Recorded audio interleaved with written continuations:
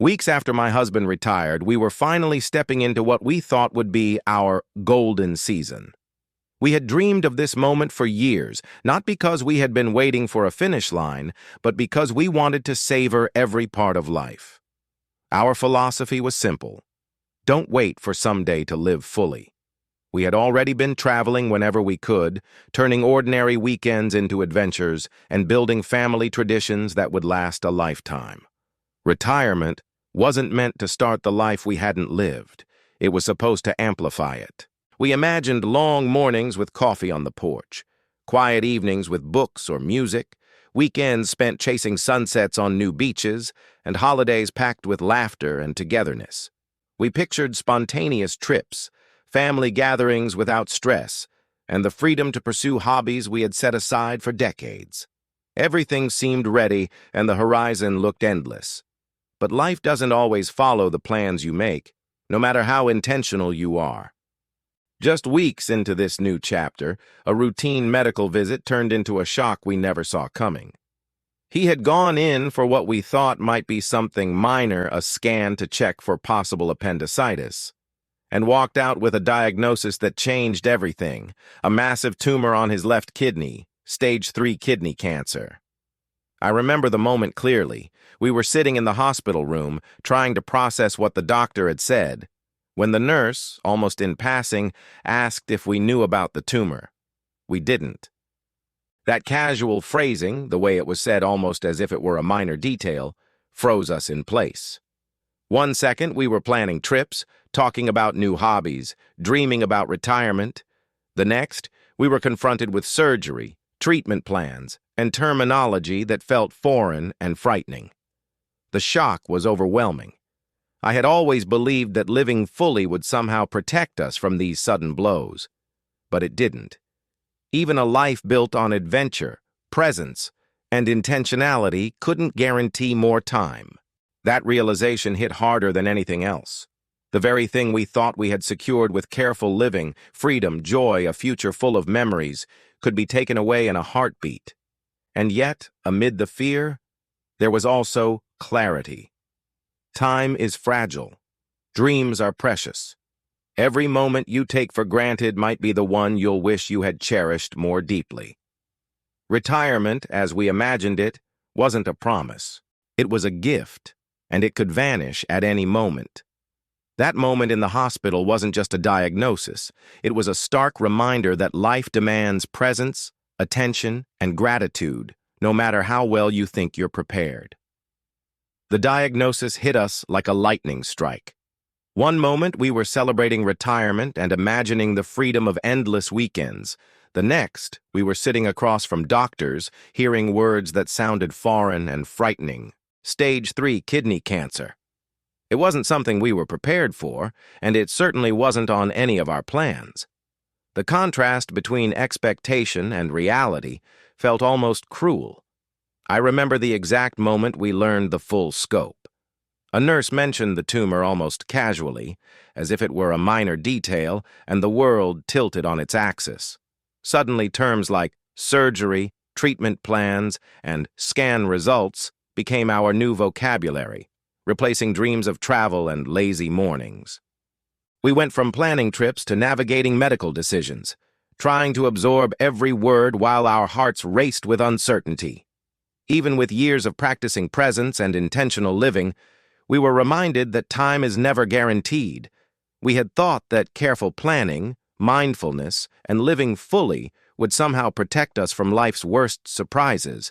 But illness doesn't care how well you've lived. One day you are free, laughing, imagining the future. The next, every plan feels fragile, uncertain, and fragile again. The emotional roller coaster began immediately. Hope collided with fear in waves. Some days we clung to the kind words of doctors and glimpses of optimism in test results.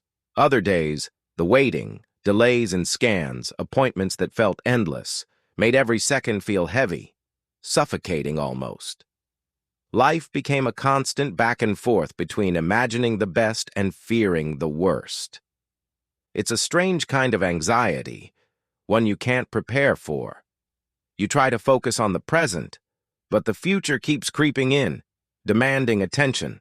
Even small tasks feel overwhelming because the mind is always spinning. What if it's worse? What if treatment doesn't work as planned? What if there isn't more time? Each question is a shadow you can't shake. And yet, amid the fear and uncertainty, we also found moments of clarity. This unexpected diagnosis forced us to see life differently, to weigh every moment, every laugh, every connection. We realized that even the ordinary, morning walks, shared meals, phone calls with kids, had become extraordinary.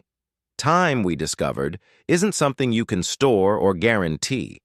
It's something you experience fully right now, whether you feel ready or not.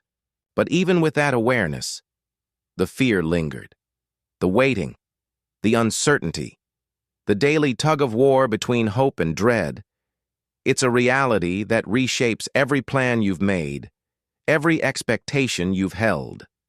And what comes next? The decisions, the treatments, the outcomes. That's a story that would challenge every ounce of optimism we had built over decades. Living in the aftermath of the diagnosis quickly became a new, unpredictable normal. Some days, we could breathe, cling to hope, and convince ourselves that everything might still work out. Other days, the uncertainty crashed over us like a tidal wave, waiting for scan results, trying to make sense of medical updates, wondering if each new symptom was a warning. Life became a constant back and forth between optimism and fear. It's a roller coaster you never really get off. You tell yourself to focus on the present, but the mind keeps pulling you forward, imagining the worst-case scenarios. Every small delay in communication, every phone call that doesn't come when expected, twists the stomach with anxiety. And no matter how intentional we had been with our time, no matter how much we had filled our lives with joy, the future suddenly felt fragile and uncertain. Some days, hope would sneak in, tiny but powerful. A doctor's reassuring words, a promising test result, a day when he felt good enough to take a long walk. Those moments made it feel like the world could still be okay. But then the fear would return, often uninvited. What if the next scan reveals something worse? What if treatments don't work as planned? What if our plans for the future dissolve before we even get to live them fully? And yet, in this fragile, terrifying balance, we began to notice something important. The ordinary moments had become sacred. The quiet morning coffee on the porch, laughter over dinner, spontaneous conversations with friends and family. These weren't just fillers in the day anymore. They were reminders that life doesn't have to be extraordinary to matter. Presence became our refuge. Connection became our anchor. Gratitude became a conscious choice every single day. This ongoing uncertainty was a harsh teacher. It reminded us over and over that life doesn't follow the rules, and even the most carefully built plans can be interrupted. It's impossible to control everything, but it is possible to choose how you experience each moment, how deeply you live even when tomorrow feels unknown. And in that tension, between fear and hope, between uncertainty and presence, we discovered the fragile, powerful gift of simply being alive. But even with that realization, there was still more to learn. The next chapter would challenge us to see not only the value of presence, but also the extraordinary impact of family, traditions, and living intentionally every single day. Even after years of intentionally living in the present, my husband's diagnosis forced me to reflect on lessons I thought I had already learned. Losing my dad before he could retire had shaped so much of how I approached life and family. From that loss, I had embraced a philosophy that someday isn't promised, and I thought I had fully absorbed its meaning. But facing this diagnosis reminded me that knowing something intellectually is different from experiencing it in real time. That mindset had guided how we built our family. We didn't wait for the perfect moment to make memories. We created them wherever we could. Hockey tournaments became road trips filled with laughter and bonding. Mother-daughter adventures in New York City weren't just about sightseeing. They were about connection and shared joy. We even bought a second home in our college town so our kids could grow up steeped in football traditions and family rituals. Every choice was intentional, every moment prioritized. Yet, even with that foundation, the cancer diagnosis was a jarring reminder that no amount of planning, no philosophy, and no intentional living can guarantee more time. Retirement, which we thought would be a safety net, a slower chapter to enjoy our freedom, suddenly felt uncertain. Every day became a question. How do we make the most of the time we have now, when the future is unpredictable? It was a humbling realization. Life is fragile. Plans are fragile. Even when you live fully, even when you fill your days with joy, uncertainty can appear out of nowhere. But that realization also brought clarity. The value of every choice, every shared laugh, every ordinary moment we had taken for granted.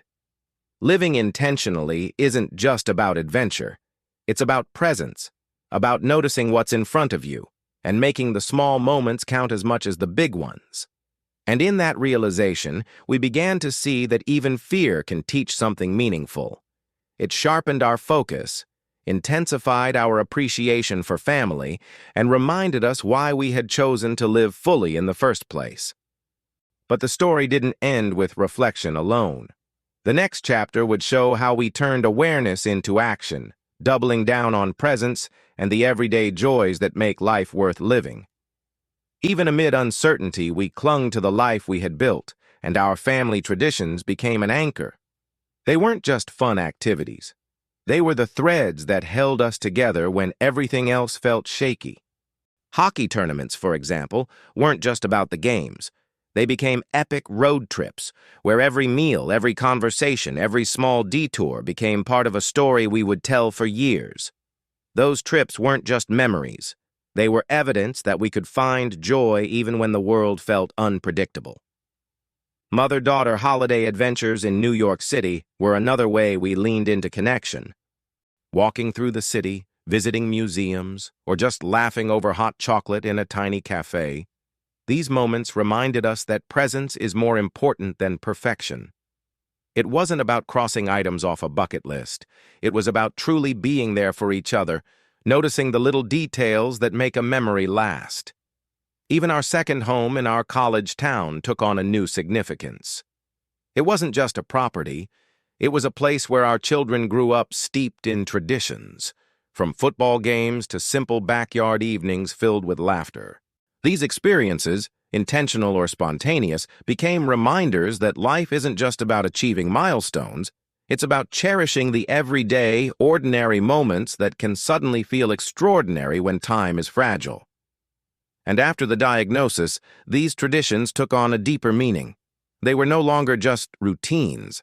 They became sacred rituals. Each road trip, each family dinner, each shared laugh felt intensified, almost like a quiet rebellion against the uncertainty we were facing.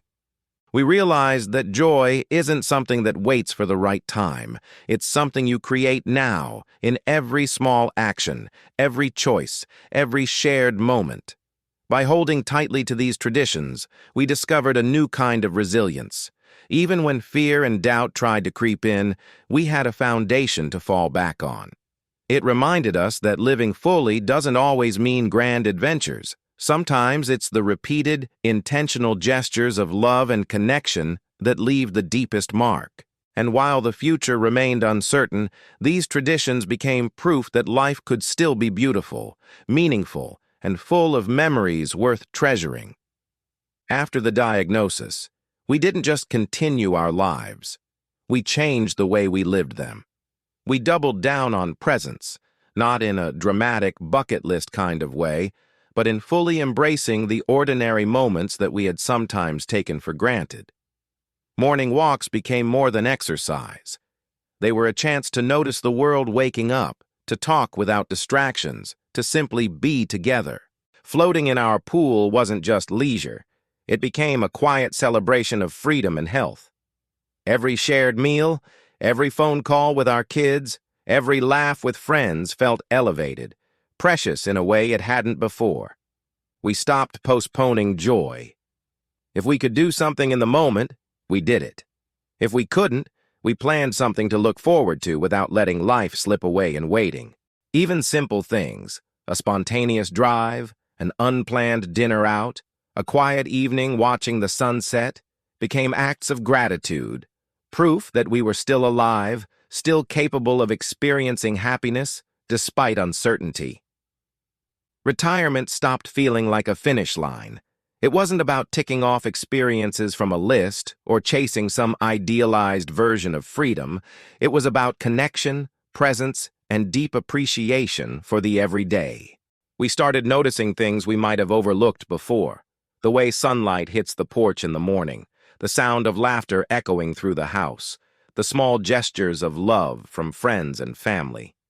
Each moment, no matter how ordinary, became sacred. This shift wasn't easy. Fear and worry were still there, shadowing some of our days. But the more we practiced presence, the more resilient we became. We realized that even if the future remains uncertain, we still have the power to choose how we live today. And in that choice, between fear and presence, between uncertainty and gratitude, we found a new kind of freedom, one that didn't rely on a timeline or guarantee, but on intention and love.